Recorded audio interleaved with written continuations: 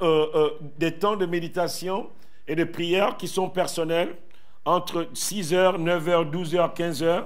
Et on a des temps sur des plateformes. Et les temps que nous passons sur la plateforme, ça commence à partir de 18h. On a 2 plateformes qui sont ouvertes à 18h. Et à 21h aussi, on a 2 plateformes qui sont ouvertes.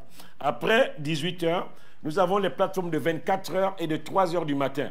C'est une seule plateforme qui est ouverte. Maintenant, cette semaine, nous allons juste ouvrir une plateforme de 24h à 3h du matin. Je vous dis, c'est extraordinaire. C'est des temps où le sommeil semble être bon. Mais je vous dis que venir assister à ces plateformes, vous allez reconnaître des sœurs dans l'église qui sont des guerrières dans l'intercession. Des gens que vous ne pouvez pas imaginer, mais c'est extraordinaire. Parce que Dieu veut faire quelque chose. Vous avez la responsabilité de votre vie terrestre. Dieu vous a donné le pouvoir. Et c'est de ça que je veux parler ce matin. Je voulais nous parler ce matin de l'homme est au centre de la création. C'est important que nous puissions comprendre ça. Et nous commençons cette prédication par un texte de David qui est extraordinaire et qui est redoutable, qui a été chanté plusieurs fois. C'est le psaume 8. C'est ce psaume qui a été chanté. Et je voulais que nous puissions lire ces 7 versets qui sont dans psaume 8. Les versets 3, on va lire jusqu'au verset 9. Le thème, l'homme au centre de la création. Alléluia. Gloire à Dieu. Je vais lire la parole de Dieu. Psaume 8, les versets 3 à 9. Quand je contemple les cieux, ouvrage de tes mains, la lune et les étoiles que tu as créées, qu'est-ce que l'homme pour que tu te souviennes de lui, et le Fils de l'homme pour que tu prennes garde à lui? Tu l'as fait de peu inférieur à Dieu. Tu l'as couronné de gloire et de magnificence. Tu lui as donné la domination sur les œuvres de tes mains. Tu as tout mis sous ses pieds. Les brebis comme les bœufs et les animaux des champs, les oiseaux du ciel et les poissons de la terre, tout ce qui parcourt les sentiers des mers. Éternel, notre Seigneur, que ton nom est magnifique sur toute la terre. Ah, est-ce qu'on peut dire Amen? C'est extraordinaire. Amen. Tu lui as donné la domination sur les œuvres de tes mains. Tu as tout mis sous ses pieds. Est-ce que ce n'est pas extraordinaire? Voilà ce que Dieu dit de toi ce matin. Voilà ce que la parole dit de toi ce matin. Et David, au moment où il est inspiré et il se rend compte que nous avons eu le gros lot, que lorsqu'il regarde la création, l'homme a eu le gros lot. Il a gagné le plus gros montant qui puisse être dit dans les loteries. Le plus gros lot qui n'ait jamais été gagné. Il dit, Dieu, c'est pas possible. Tu as fait l'homme de peu inférieur à Dieu. Tu l'as fait de peu inférieur à toi. Waouh! Mais qu'est-ce que le Seigneur est en train de me dire? Alors que je vis dans mes problèmes, pasteur, qu'est-ce que tu es en train de me dire ce matin? Que Dieu m'a donné la domination sur toutes les œuvres de ses mains. Que Dieu a tout mis sous mes pieds. Alors qu'il y a des mois où je ne sais même pas comment payer mon loyer. Si, bien-aimé, Dieu est véritablement un grand Dieu. Dieu est véritablement un grand Dieu. Alléluia. Amen.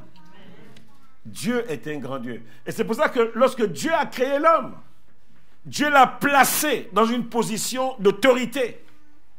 La Bible déclare que Dieu a pris l'homme et il a mis l'homme dans le jardin d'Éden en tant qu'administrateur, en tant que chef du jardin. Il avait la responsabilité de le cultiver, de le garder.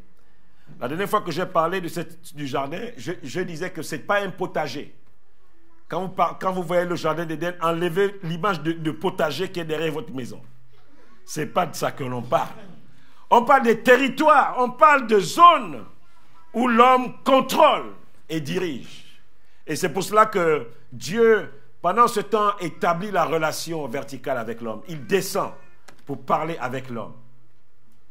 Régulièrement, il descend pour voir quelles sont les difficultés, quelles sont les contraintes que l'homme a pour gérer ce que Dieu a mis sous sa responsabilité. Bien-aimés, nous sommes essentiels dans le plan de Dieu. Dieu n'a d'autres mains que nos mains. Dieu n'a d'autres yeux que nos yeux. Nous sommes la météo de Dieu sur la terre. Et Dieu nous regarde. Et lorsque David parle de ce psaume, en réalité, David, il touche le cœur de Dieu. Il s'exprime sur le cœur de Dieu.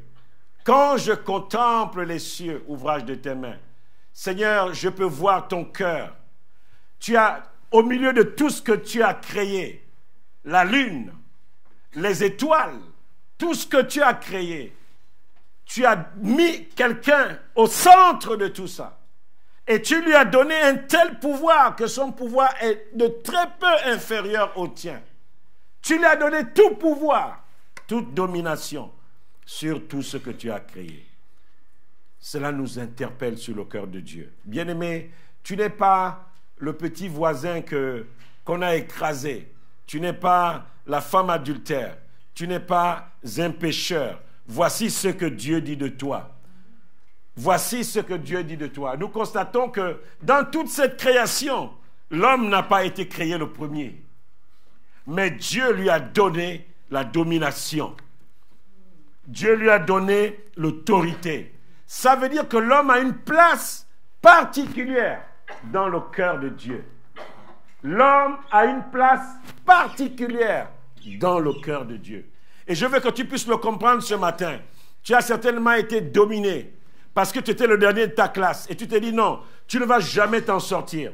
Tu as certainement été dominé parce que peut-être tu étais la moins branchée de tes amis, de tes copains, de tes copines. Tu as certainement été dominé parce que lorsque tu regardes les origines de ta famille, tu n'as rien qui puisse attirer les regards. Mais le Seigneur te dit ce matin que tu as une place particulière dans son cœur. Et David s'exprime. Qu'est-ce que l'homme? Pour que tu te souviennes de lui. Qu'est-ce que l'homme? Avec toutes ses faiblesses, avec toutes ses infidélités, qu'est-ce que l'homme, Seigneur? Pour que tu te souviennes de lui. Et Dieu replace cela dans nos cœurs. Il te dit que tu as une place importante pour lui. Tu as une place. Et tu n'es pas n'importe qui. Je ne te le dis pas pour te donner des pensées positives. La foi, ce n'est pas avoir des pensées positives. La foi a quelque chose à voir avec la conviction et le fait de croire. C'est certain, c'est sûr. Cela a à voir avec ça. Ça n'a pas à voir avec des phrases que je répète, mais ça a à voir avec une conviction, avec quelque chose de profond, avec quelque chose de particulier. Et Dieu place l'homme dans une position d'autorité. Et David s'est dit, c'est pas possible. Il essaie de demander, mais finalement, peut-être que je ne me connais pas assez. Qu'est-ce que Dieu voit en moi pour qu'il me donne un si gros lot? Qu'est-ce que Dieu voit en moi pour qu'il me donne tant de choses? La domination, l'autorité. Seigneur, qu'est-ce que j'ai fait? Quand je regarde mes erreurs et mes faiblesses, je ne mérite pas tout cela. C'est le sentiment qu'on a lorsqu'on se dit non, je ne mérite pas. Et David s'exprime au travers de ce cantique qu'il joue avec la harpe des jours et des jours entiers pour dire Seigneur, qu'est-ce que l'homme? Il nous a fait de peu inférieur à lui. Waouh, Seigneur. Et nous allons le voir.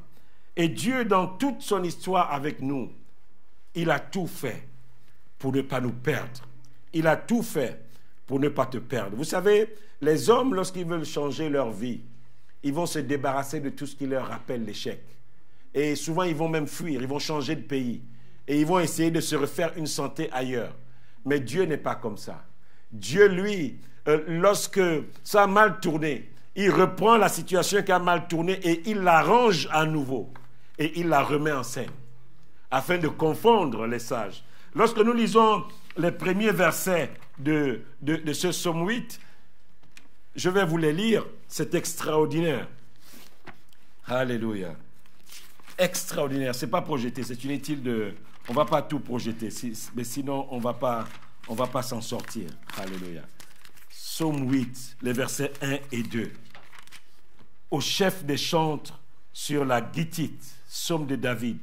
Éternel notre Seigneur, que ton nom est magnifique sur toute la terre. Ta majesté s'élève au-dessus des cieux. Que ton nom est magnifique sur toute la terre. Ta majesté s'élève au-dessus des cieux. David, lorsqu'il voit ce que Dieu a fait dans sa vie, lorsqu'il voit ce que Dieu a fait par lui, il s'est dit, non Seigneur, que ton nom est magnifique. Que ton nom est magnifique. Vous savez que David n'était pas l'aîné de sa famille. Mais lorsqu'il se regarde, il dit, waouh, Dieu peut véritablement faire des choses extraordinaires. David est né, personne dans sa famille n'avait jamais tué un lion, n'avait jamais combattu contre un ours. Mais lui, il avait combattu des lions, il avait combattu des ours. Vous connaissez combien de personnes sur terre aujourd'hui qui peut se mettre devant un lion, qui peut se mettre devant un ours? Et David l'a fait. Il s'est dit, waouh Seigneur, que ton nom est magnifique. Il avait compris que Dieu l'avait placé dans une position d'autorité. Et je veux nous le rappeler ce matin. Quels que soient les pleurs par lesquels tu es passé, quels que soient les échecs, les divorces, toutes les situations par lesquelles tu es passé, Dieu ne t'a pas laissé tomber.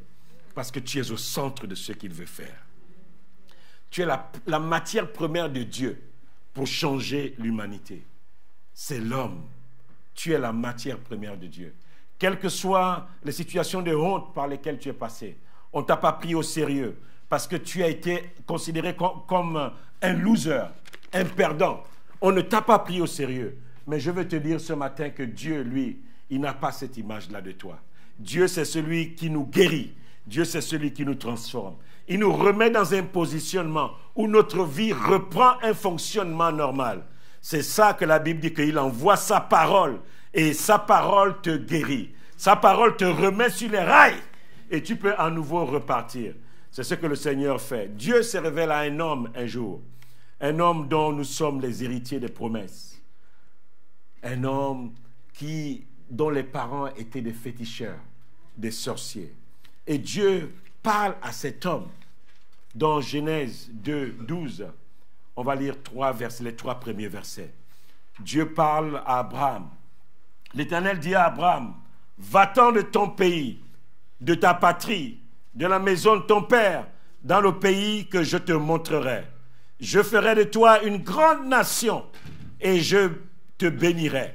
Je rendrai ton nom grand et tu seras non pas un ruisseau de bénédiction, mais une source de bénédiction. Une source de bénédiction.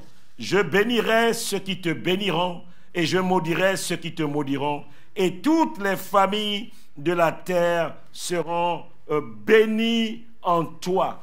Voilà ce que Dieu fait. Dieu te remet sur les rails. Tu as certainement un arrière-plan qui n'était pas favorable. Mais Dieu, lui, il te prend. Parce que le cœur de l'homme a toujours été la préoccupation de Dieu. Et Dieu veut nous avoir avec lui. Dieu veut t'avoir avec lui. Quelle que soit la qualité de ta vie secrète, je t'annonce une bonne nouvelle ce matin. Dieu veut t'avoir avec lui. Dieu veut t'avoir avec lui. Dieu veut te gagner. Dieu ne veut pas te perdre. Je peux te le garantir. Si tu as été avec des gens qui t'ont laissé tomber parce qu'ils n'avaient plus rien à tirer de toi, je t'annonce ce matin que tu es au centre de la création de Dieu. Et Dieu a investi sur toi. Il t'a donné le gros lot. Le gros lot, il dit, Dieu a tant aimé le monde qu'il a donné ce qu'il avait de plus cher, son Fils, pour toi. Et c'est par lui que tu as reçu toute forme d'autorité. Dieu veut nous avoir avec lui. Et Dieu se révèle à Abraham parce que Dieu veut faire quelque chose avec Abraham. L'homme a péché et il vit sous toute forme de culpabilité et Dieu décide de se dire, mais notre aventure n'est pas finie. Je veux rebâtir quelque chose. Et il appelle cet homme, lui qui est le père des croyants que nous sommes aujourd'hui, et il lui fait des promesses. Et un jour, Dieu se révèle à lui. Dieu se révèle à cet homme. Et dans Exode 3, les versets 6 à 8, il dit ceci.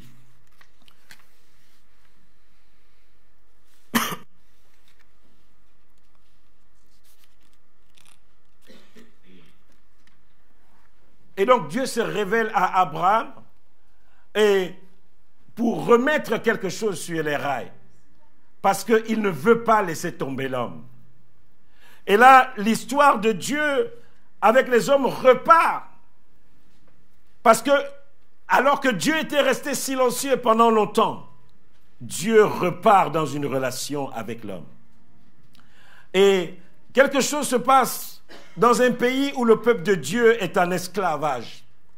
Dieu suscite un homme du nom de Moïse. Et cet homme, nous connaissons sa vie, nous connaissons comment il a été. C'était un homme fougueux. La Bible dit qu'il avait été recueilli par la fille de Pharaon en Égypte. Et il savait au fond de lui que ce n'était pas c'est pas là qu'il devait rester. Et à un moment donné, il a commencé à devenir rebelle. La Bible déclare que les richesses de l'Égypte, en fait, il les considérait pas comme quelque chose de glorieux. Il regardait cela comme de l'opprobre. Et il a commencé à refuser les privilèges que lui donnait l'Égypte. Vous savez, il y a des gens, particulièrement, on voit ça beaucoup chez les Africains, lorsqu'ils sont en Afrique, ils sont engagés avec le Seigneur, à fond dans le Seigneur. Dès qu'ils viennent en Europe, les richesses de l'Europe, leur foi baisse. Des fois même au pays, c'était des hommes qui priaient, des intercesseurs, même des pasteurs. Lorsqu'ils arrivent ici, leur foi prend un coup à cause du matériel, à cause du bien-être. La Bible dit que Moïse, il refusa d'être appelé fils de la fille de Pharaon, parce qu'il trouvait son plaisir à être avec ses frères que de jouir pour un temps de la richesse de l'Égypte. Voilà cet homme pendant longtemps, son cœur battait. Il savait qu'il y avait quelque chose qu'il devait faire pour ce Dieu-là. Et il a posé un acte qui lui a coûté et il s'est enfui. Et un jour, alors qu'il est dans le désert où il garde les troupeaux de son beau-père, le Seigneur se révèle à lui. Le Seigneur lui dit que je veux recommencer quelque chose avec toi. Je veux recommencer. Ta vie n'est pas finie. Tu as fui la maison de Pharaon. Je vous dis la vérité que quand tu avais affaire à Pharaon, c'était comme si les États-Unis étaient sur ton dos. Ils sont capables d'aller te déterrer dans un trou. Et là, il avait fui. Moïse s'est dit, il est grillé. Je ne sais pas ce que tu as posé comme acte, qui fait que tu te dis, si les gens découvrent, pasteur, si tu découvres seulement mon passé, waouh, tu ne me feras plus aussi confiance que ça. Mais voyez-vous, Dieu, c'est quelqu'un qui nous remet sur les rails. Parce qu'il a trop investi sur nous. Il a trop. Je vous dis, lorsque vous avez payé un prix pour quelque chose, vous ne pouvez pas vous en débarrasser facilement. Dieu nous a gagné au prix de son Fils. Imaginez, vous donnez votre fils pour quelqu'un, et puis, au moindre problème que vous avez avec cette personne, vous le laissez tomber. Ce n'est pas normal, n'est-ce pas? Vous payez un prix lourd pour quelqu'un, et à la moindre difficulté, vous vous séparez. Ce n'est pas normal. Et Dieu dit non, je ne vous laisse pas. Il faut que je reparte dans une nouvelle aventure avec vous. Et Dieu se révèle à Moïse. Une extraordinaire. Dans ce texte, dans ce verset que nous allons lire, au verset 6 du chapitre 3 de Exode, il lui dit, je suis le Dieu de ton père. Waouh! Le Dieu d'Abraham. Mais Abraham n'est pas le père de Moïse. Le Dieu d'Isaac, le Dieu de Jacob. Moïse se cache, il s'est dit non, c'est trop gros. Parce qu'il ne pouvait pas regarder Dieu. Il savait que cette voix... Vous savez, devant la présence de Dieu, beaucoup de gens, quand ils sont devant les pasteurs, devant les frères, ils se justifient, tout ça. Devant la présence de Dieu, tu n'as même pas la possibilité d'ouvrir la bouche. Ta bouche se ferme seule. Moïse ne pouvait pas regarder Dieu. Dieu lui dit quoi? Je suis le Dieu de ton père. Certainement pas son père dans la chair, mais je suis le Dieu de ton père. Le Dieu d'Abraham, le Dieu d'Isaac et le Dieu de Jacob. Moïse se cacha le visage car il craignait de regarder Dieu. Qu'est-ce que Dieu lui dit en fait là? C'est certainement, comme on dit en théologie, son père ontologique. Abraham est son père ontologique. Ce n'est pas son père de chair. Mais parce qu'il a hérité quelque chose d'Abraham. Il lui dit, Dieu lui dit, je me suis révélé à Abraham. Je me suis révélé à Isaac. Je me suis révélé à Jacob. Maintenant, je veux me révéler à toi. En d'autres termes, il dit à Abraham, il dit à Moïse, Abraham n'est pas né chrétien. Isaac n'est pas né chrétien. Jacob n'est pas né chrétien. Je me suis révélé à eux et j'ai commencé quelque chose avec eux. C'est ça qu'il est en train de dire à Moïse. Ils n'ont pas d'arrière-plan chrétien. Ils n'ont pas mais j'ai commencé une aventure avec eux, avec un homme. Et cette aventure, lorsque tu lis les textes, mon cher Moïse, tu sais comment elle s'est terminée. Voilà comment Dieu se révèle à toi ce matin. C'est pour ça que Dieu veut investir en toi. Parce qu'à partir de toi, une aventure, quelque chose peut se faire. Dans ta famille, dans ton quartier, dans ton travail, là où tu évolues, quelque chose peut commencer. Quelque chose peut commencer. Et il prend ces noms, il dit, avec toutes ces personnes, je me suis révélé à eux. Personne n'a hérité de la foi de l'autre. Si tu veux, personne n'a hérité du fait que comme mon père était chrétien, moi aussi je suis chrétien. Non. Je me suis révélé à Abraham. Je me suis révélé à Isaac. Je me suis révélé à Jacob. Abraham n'est pas né chrétien. Jacob n'est pas né chrétien. Isaac n'est pas né chrétien. Mais ils ont connu leur temps de face à face avec moi. Et c'est ce que Dieu veut faire pendant ces 3 semaines. Dieu veut avoir son face à face avec toi. Il veut te rencontrer. Il veut te dire ce qu'il veut faire avec toi. Quel que soit ton âge, quelle que soit ton histoire. Abraham, je vous dis, quand quelqu'un réduit sa vie, tu quittes un palais pour te retrouver en train de garder des cabris dans le désert. C'est chaud. Il quitte l'or de Pharaon, le luxe. Il avait des professeurs particuliers qui venaient lui donner des cours sur la culture de l'époque. La Bible nous dit que Moïse était instruit dans toute la sagesse de l'Égypte. Donc, les professeurs qu'il avait, c'était les meilleurs professeurs de l'époque. Il quitte tout ça, il se retrouve en train de garder les cabris, les moutons dans le désert. Et là, Dieu lui dit que tu n'es pas fini. Et c'est ce que le Seigneur nous dit ce matin. Je ne sais pas trop ton histoire, comment tes échecs, tes victoires. Mais Moïse rencontre un homme brisé dans le désert. Dieu rencontre un homme brisé dans le désert. Moïse est un loser. Vous savez, quand on vous dit en anglais que vous êtes un loser, c'est vraiment une injure grave. Loser en anglais, ça veut dire que tu ne vas jamais plus rien faire de bon dans ta vie. C'est ce que ça veut dire. Ce n'est pas simplement un perdant. Un loser, c'est quelqu'un, quand il arrive quelque part, tout le monde prend ses affaires, il fuit. Parce que tu communiques l'échec. C'est ça que ça veut dire en anglais quand on dit tu es un loser. Moïse était comme un loser. Et c'est pour ça que quand Dieu lui apparaît, il ne peut pas regarder Dieu. Il dit non, c'est quoi cette histoire? C'est trop beau pour être vrai. Parce que chaque homme, dans une situation de pleurs et de larmes, il attend toujours un secours. Chaque homme, quelle que soit la situation dans laquelle tu te trouves, à un moment donné, tu t'attends à un miracle. Chaque homme, lorsqu'on voit la vie d'aujourd'hui, veut se réveiller un matin et son banquier l'appelle en lui disant « il y a 1 million d'euros sur ton compte ».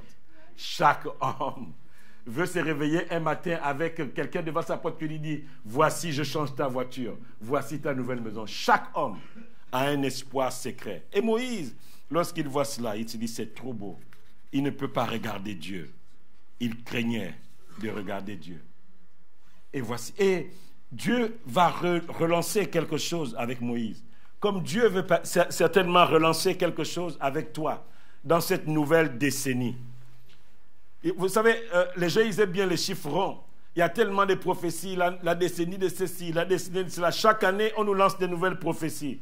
Mais la bonne nouvelle, c'est que quelles que soient les prophéties que l'on vous donne chaque nouvelle année, si vous ne travaillez pas pour l'accomplissement de ces prophéties, vous connaissez la suite.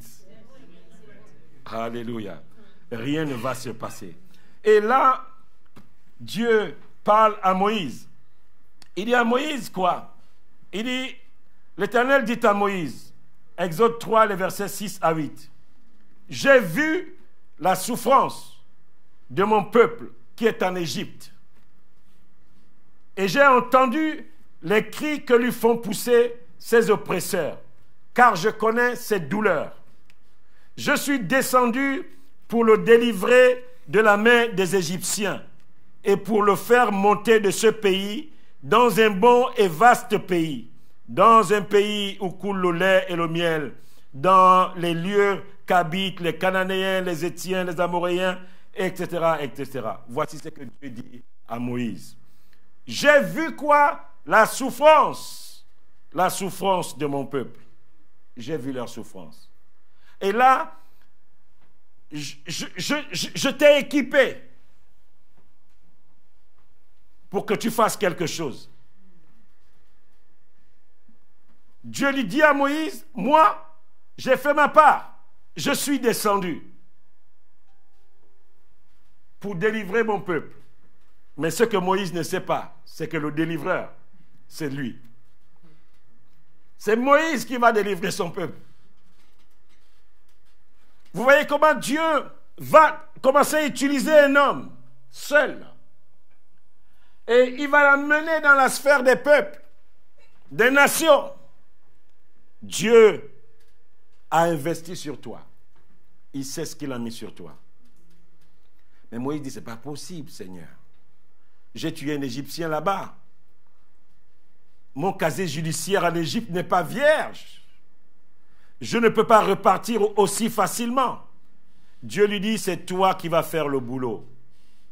Parce que j'ai vu la souffrance. Vous savez, dans toutes les situations dans lesquelles nous nous situons, je peux vous garantir que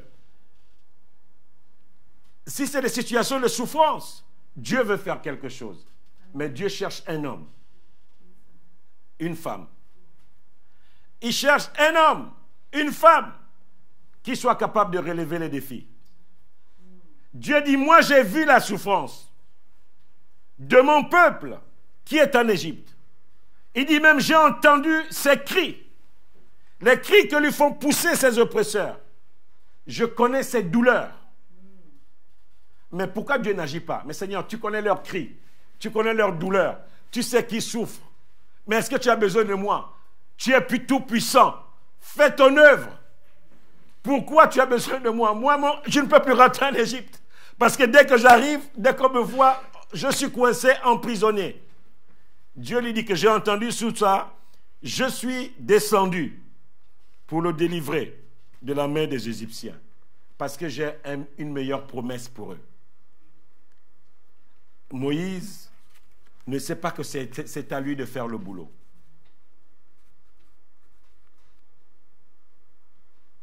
Et Dieu lui dit quoi? Dans Exode 7 au verset 15. Va vers Pharaon dès le matin. Et là, tu vas commencer à taffer. Et je veux qu'on reprenne ce texte un peu dans Exode 1, Exode 7, les 8 premiers versets. On va relire toute l'histoire avant de voir comment Dieu l'envoie vers Pharaon. Exode 7, les versets 1 à 8. Donc Moïse rencontre Dieu et Dieu lui dit que là où tu es là, ta vie semble être paisible. Tu vis ta petite vie, ta petite famille, ton petit troupeau, tes petits moutons, ta petite voiture, ton petit potager, ton petit jardin. Tu es là en paix. Tout nickel, comme on dirait aujourd'hui. Mais sache que il y a une souffrance en Égypte. Je t'ai choisi parce que ce que j'ai investi sur toi, tu as eu le gros lot. Et Dieu n'investit pas sur nous pour ne rien faire. L'Éternel dit à Moïse au verset 1, « Vois, je te fais Dieu pour Pharaon, Est-ce qu'on n'a pas lu ça quelque part, que Dieu nous a fait de peu inférieurs à lui? Il dit, je te fais Dieu pour Pharaon. Et Aaron, ton frère, sera ton prophète. Toi, tu diras tout ce que je t'ordonnerai, et Aaron, ton frère, parlera à Moïse, à Pharaon plutôt, pour qu'il laisse aller les enfants d'Israël hors de son pays. Et Dieu dit, pendant ce temps, ce que je ne te dis pas, j'endurcirai le cœur de Pharaon, et je multiplierai mes signes et mes miracles dans le pays d'Égypte. Pharaon ne vous écoutera point.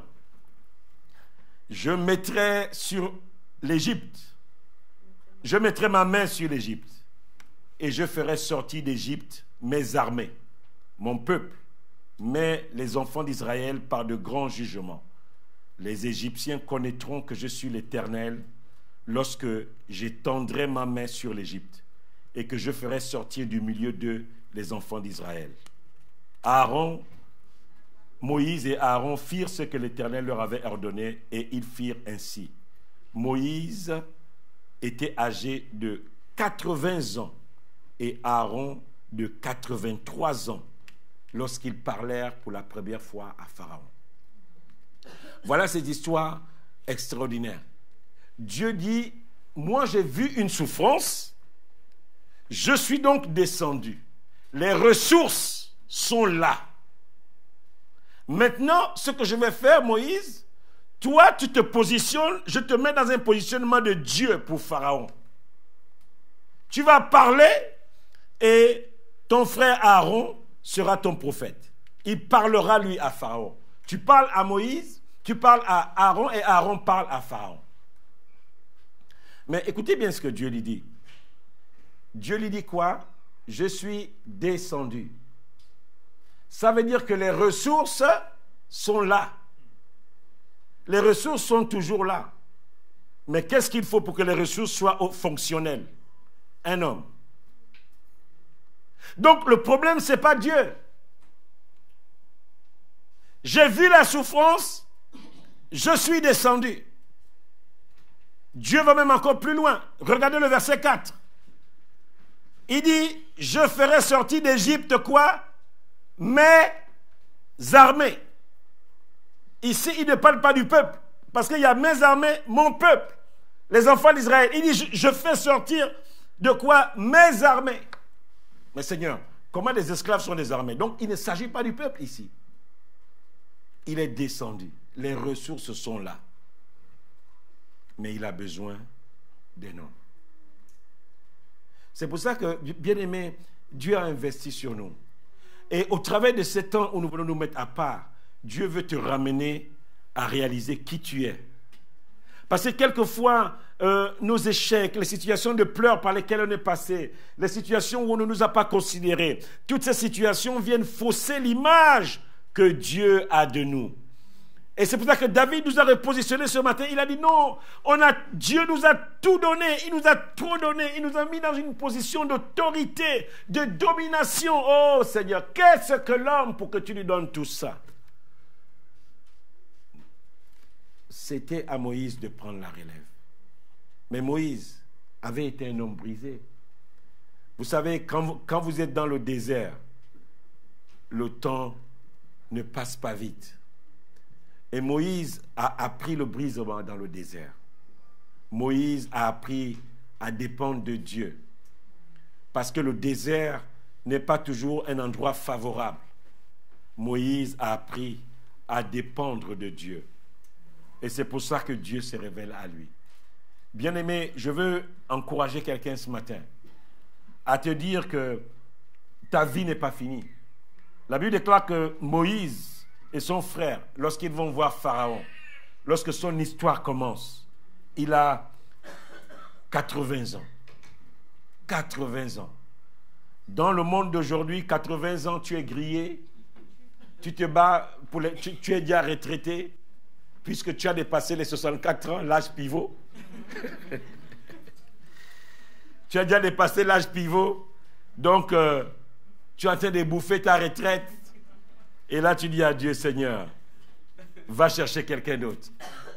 Et Dieu lui dit, c'est toi. comme Dieu est en train de te pointer ce matin, il te dit c'est toi. Ton âge, ta situation sociale n'est pas un blocage pour Dieu. Dieu lui dit, il te dit ce matin, mes armées sont en mouvement. Ça veut dire que pendant que le peuple de Dieu était là esclave, Seigneur, il y avait des armées célestes. Oui, il y avait des armées célestes. C'est pour ça que des fois, si Dieu peut ouvrir nos yeux, on va être moins inquiet quelquefois. Il dit, je fais sortir de l'Égypte mes armées, mon peuple, les enfants d'Israël. Alléluia. Parce que Dieu, lorsqu'il t'appelle, il t'équipe. Lorsque Dieu te confie une mission, il est responsable. Ce n'est pas un Dieu irresponsable. Et Dieu a fait des promesses aux hommes pour que ces promesses puissent bénéficier au peuple, pour que ces promesses puissent bénéficier aux nations. Ça veut dire que Dieu va faire quoi? Il va d'abord te prendre toi. Il va travailler ton cœur. Il va te rendre opérationnel et il va te lâcher. C'est comme ça que Dieu fait. Mais la difficulté, c'est que pendant que Dieu est en train de travailler avec toi, en même temps, il te met sur le terrain. Donc, tu ne seras jamais fin prêt. En même temps que Dieu est en train de faire le travail avec toi, en même temps, il te demande de travailler pour les autres. Moïse était en train d'être transformé par Dieu dans le désert, et sa transformation n'est pas finie, puisque Dieu lui dit, je vais endurcir le cœur de Pharaon. Vous savez, les chrétiens, lorsque c'est Dieu qui a parlé, ils croient qu'il n'y aura jamais de problème. C'est la plus grosse erreur. Et beaucoup se disent, ben, pasteur, depuis que je suis en Christ, là, vraiment, j'ai de ces problèmes. Mais oui, tu passes par la formation de Moïse. Qui parlait à Moïse? C'était Dieu. Mais Dieu lui dit que les mêmes paroles que je te donne là, quand tu iras dire ça à Pharaon, Pharaon va te regarder comme ça, il mange ses cacahuètes, il boit ses jus de fruits, tu es là, tu parles, il t'écoute et il ne fait pas. Alléluia. Et pourquoi? Parce que ce n'est pas parce que Dieu a parlé que tu ne dois rien faire. Dieu a dit, je suis descendu. Je suis descendu moi-même Dieu pour délivrer mon peuple. Mais c'est toi qui vas faire le boulot. Ça veut dire que la parole de Dieu est oui et amen. Si Dieu a dit qu'il est descendu, c'est qu'il est descendu. Et je vous dis que lorsque Dieu quitte le ciel pour venir s'installer sur la terre, c'est compliqué pour les gens qui doivent traiter avec Dieu. Donc pendant que toutes ces transactions se faisaient là, Dieu était quelque part avec ses armées. La Bible déclare qu'il est Jéhovah Sabaoth, l'Éternel des armées. La Bible dit qu'il a des myriades et des myriades d'anges. Il suffit simplement de lever une main, de lâcher que quelque chose se passe. L'Éternel des armées, il était là. Il attendait que des hommes et des femmes se mettent en mouvement. Bien-aimés, les hommes et les femmes qui font la différence dans leur génération, ce sont les hommes et les femmes qui se revêtent de la puissance d'en haut. Le Seigneur veut nous amener à changer l'image que nous avons de nous. Le Seigneur veut t'amener à changer. Il veut t'amener aussi, non pas à changer l'image seulement, mais à voir les possibilités qu'il t'offre, les possibilités qui s'offrent à toi. Je voulais qu'on relise ce psaume 8. Quand je contemple les cieux, l'ouvrage de tes mains, on va le lire tous. C'est tellement encourageant, c'est tellement prophétique, ce texte, que je veux qu'on le relise tous. Alléluia. Oh, gloire à Dieu. On va le lire.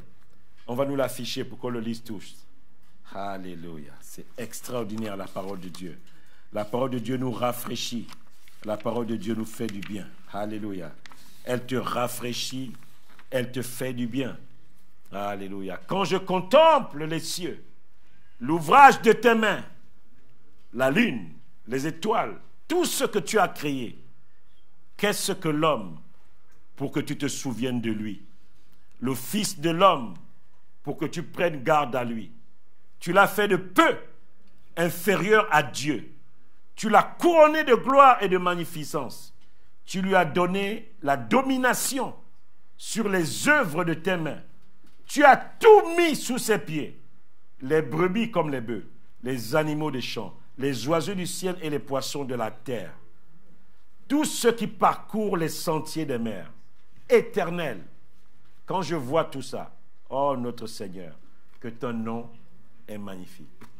Voilà la parole que le Seigneur nous donne ce matin pour nous relever, pour t'encourager, pour te dire il y a quelque chose que tu peux faire.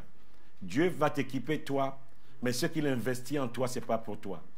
C'est pour un peuple, c'est pour un quartier, c'est pour une ville, c'est pour une société, c'est pour un groupe de personnes.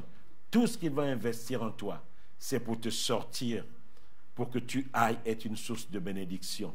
Il dit à Abraham, je ferai de toi une source de bénédiction. Et ça nous rappelle cette parole de la vision de ciel. Celui qui croit en moi, des fleuves d'eau vive couleront de son sein. Tu dois être une source de bénédiction. Cette décennie 10, 20, 30 dans laquelle nous entrons, chacun de nous doit trouver la raison pour laquelle son cœur bat encore. Quelle est la raison pour laquelle ton cœur bat encore aujourd'hui? En d'autres termes, pourquoi Dieu te maintient en vie? Est-ce que tu es simplement là pour manger des croissants et pour manger les galettes des rois et pour attendre? Est-ce que tu es là pour ça seulement? Attendre les prochaines fêtes de Noël, la prochaine fête de Pâques pour aller te faire ruiner par Auchan, acheter des chocolats à ne plus en finir? Non, tu n'es pas là pour ça.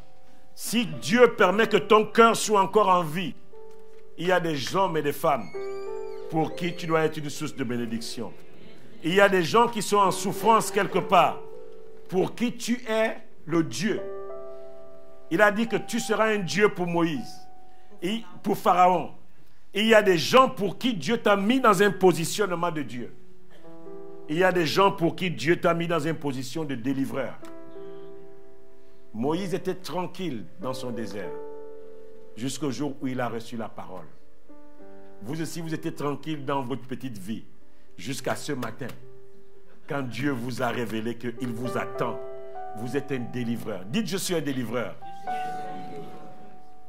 Dieu t'attend quelque part. Il t'attend quelque part. Il y a quelqu'un que tu dois sortir d'une situation difficile. Il y a un peuple. Il y a un ami que tu dois aller chercher. Tu t'es dit non. Il y a ton cœur bat encore pour quelqu'un. Et Dieu dit, Moïse, si ton cœur bat, c'est parce que je t'avais réservé le dossier de l'Égypte. Un dossier compliqué. Je te l'avais réservé. C'était ton dossier. Et moi, je suis là, je fais ma part. Mes armées qui étaient basées en Égypte, lorsque vous allez sortir, ces armées seront en mouvement. Tu ne seras pas seul. Ils vont travailler pour séparer la mer Rouge. Ils vont travailler pour opérer dans l'Égypte, pour lancer des fléaux. C'est mes armées qui vont faire cela. Donc, tu n'es pas seul. Et Moïse a commencé à aller parler à Pharaon. C'était compliqué. Parce que rien que quand vous rentrez dans la présence de Pharaon, ce n'est pas comme ici, hein, où les gens parlent au président Macron, ils marchent des chewing-gums, tout ça là. Ce n'est pas comme ça. Je vous dis, devant Pharaon, il n'y avait pas de possibilité de faire tous ces cinémas-là. Un chef de l'État, non. On doit changer. Nous devons prier pour notre pays, je vous dis. Regardez la télé, comment on parle au chef de l'État. Ça fait peur. Ça fait peur. Ça fait peur. Chef de l'État.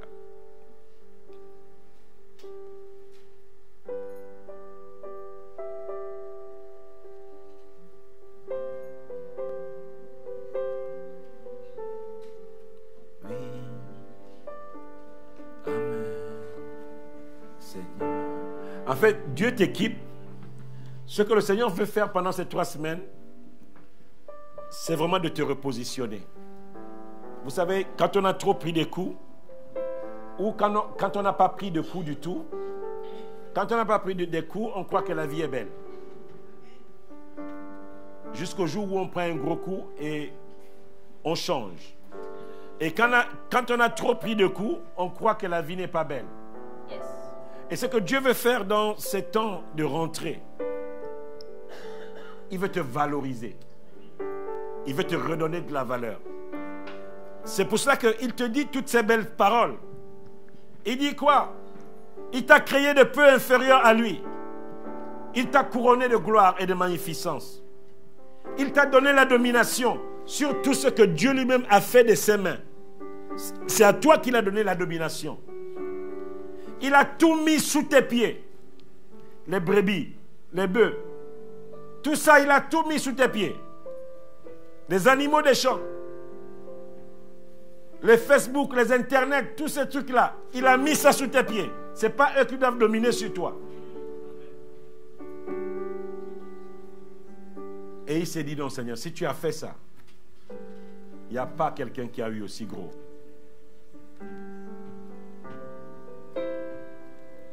Dieu veut te valoriser. Dieu veut me valoriser. Non, dis-le encore, je ne t'entends pas. Dieu veut me valoriser. Ceux qui nous regardent, dites Dieu veut me valoriser. C'est ce que Dieu veut faire. Et pendant ces 3 semaines, tu vas voir que quand tu vas lire la Bible, tu vas tomber sur des textes qui te mettent en valeur. Tu vas tomber sur les textes qui te disent que non, mais regarde tes muscles. Ils sont tellement gonflés qu'il y a quelqu'un qui a besoin de recevoir un gros coup de ta part. Il y a quelqu'un que tu dois sortir d'une prison. Tu dois aller arracher une brebis de la gueule d'un lion. Dieu veut te valoriser. C'est pour ça que j'encourage vraiment les gens, ceux qui n'ont, même si tu peux prendre un jour, vraiment, même 2 jours, même 3 jours, commence à le faire. Commence à le faire. Prends un temps. Peut-être, prends un RTT, pose-le et tu te dis, je ne pourrais pas toute la semaine, mais je prends un RTT, j'ai vraiment envie de me concentrer. Beaucoup de gens me disent, mais pasteur, j'ai les idées qui se mettent en place, j'ai des choses qui remontent, je me sens même léger. Il y a quelqu'un qui m'a dit que j'ai déjà perdu 2 kilos. Alléluia. Alléluia. Dieu veut te valoriser. C'est ce que Dieu... Est-ce qu'on peut se lever? On va prier un peu. On va prier un peu. Alléluia. Mais Seigneur, je te bénis ce matin. Prie, dis-lui quelque chose avec tes propres mots. Alléluia. Tu sais là où tu as été abaissé. Tu sais là où les hommes ont dominé sur toi. Tu sais, quand les gens te regardent, le nom qu'ils te donnent. Oh, mais tu dois lier tout cela dans le nom de Jésus. Alléluia. Prions. Éternel des armées, je te bénis ce matin pour ma vie, pour ce que tu n'as pas encore fait avec moi, pour les zones, les domaines que je n'ai pas encore explorés avec toi. Oh Seigneur, je veux rentrer dans des nouveaux domaines. Je veux, Seigneur, refuser toutes les barricades. Je veux briser toutes les barricades que l'on a mis autour de moi. Et je confesse que ce matin, je suis valorisé. Je confesse que ce matin, tu me prends à ma juste valeur. Je confesse que ce matin, tu me considères à ma juste valeur. Lorsque tu me regardes, tu vois le sang de Jésus. Lorsque tu me regardes, tu vois le prix que tu as payé pour moi. Lorsque tu me regardes, Seigneur, oh, tu regardes quelqu'un qui est de peu inférieur à toi. Lorsque tu vois ma vie, Seigneur, oh, tu es content, tu souris sur moi parce que tu veux m'utiliser. Dieu veut t'utiliser. Alléluia. Toutes les identités qu'on t'a collées, jette-les ce matin. Prends-les, tu te dis, on m'a dit ceci. Satan, je te dis que tu es le plus grand menteur de la terre. Je te rends ce que tu m'as donné. Oh, tu ne feras rien de ta vie. Satan, je te rends ton diplôme. C'est toi-même qui ne feras rien de ta vie. On t'a dit que tu ne te marieras pas. Oh, on t'a dit que tu ne feras pas d'enfant. On t'a dit que ça va être compliqué, ta santé. On t'a dit ceci, on t'a dit cela, on t'a dit cela. Dis-lui que Dieu, il m'a donné la domination sur la maladie. Il m'a donné la domination sur mes ennemis, sur toutes choses. Il a dit à Abraham que tous qui te béniront seront bénis. Et tous qui te maudiront seront maudits. Voilà ce que Dieu fait. Alléluia. Alléluia. Je ne sais pas si le pasteur Laurence connaît ce chant. Avoir Dieu pour habit. Marcher, main dans la main. Je ne sais pas si tu peux l'entonner.